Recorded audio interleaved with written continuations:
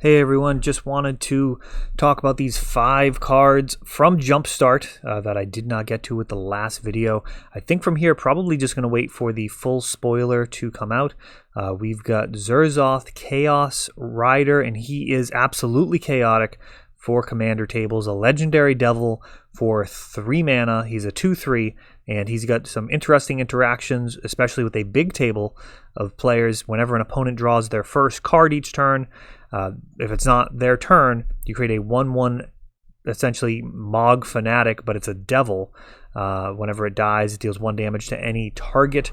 And then also, whenever one or more devils you control attack one or more players, you and those players each draw a card and then discard a card at random. So all sorts of chaos can be happening there, especially if you've got things that prevent your opponent from drawing cards, like Chains of Mephistopheles with that second part.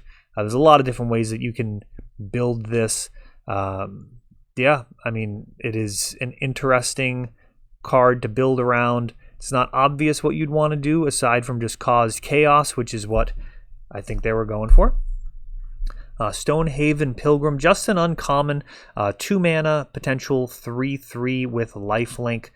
Solid stats. I've seen worse things in constructed formats.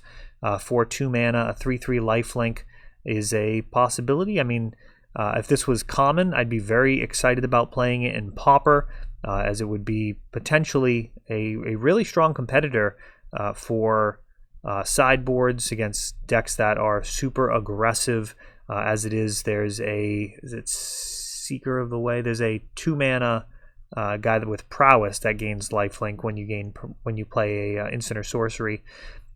So this is, an interesting card, really solid for an uncommon, and it'll definitely rule over a bunch of casual tables.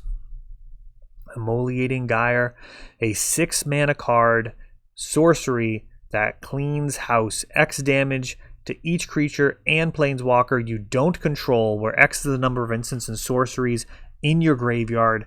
At 6 mana, this is absolutely phenomenal for Commander. There's going to be tons of games where this is easily a Garrick's Wake. Is that what it is? What's the in Garrick's Wake? I don't even remember it. There's a 9 mana like Wrath of God with Garrick on it that destroys all creatures and planeswalkers you don't control.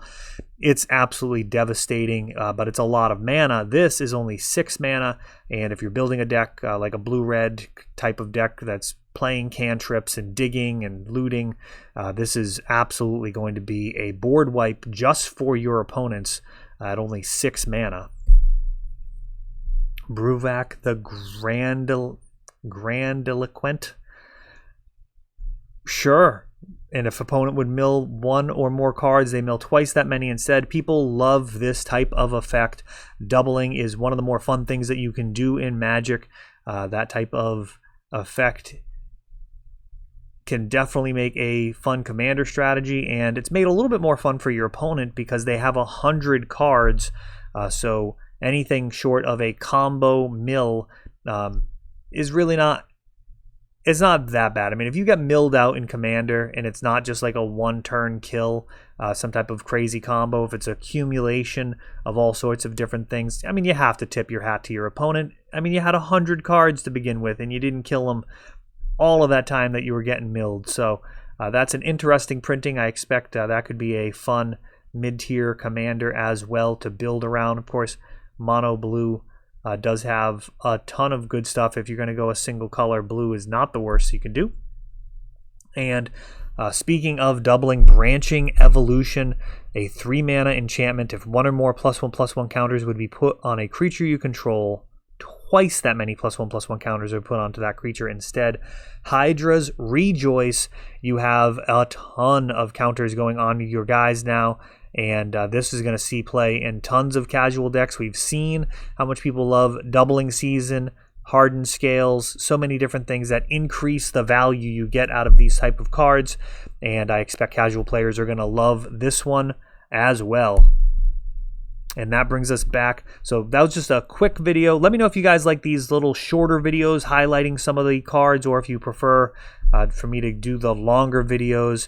I will be doing a full set review for Jumpstart in all likelihood. If you guys want, I should be able to make the time for that. And we've got the pre-release coming up this weekend, so I'm certainly going to be busy with Magic. I hope you are too, and thanks for watching.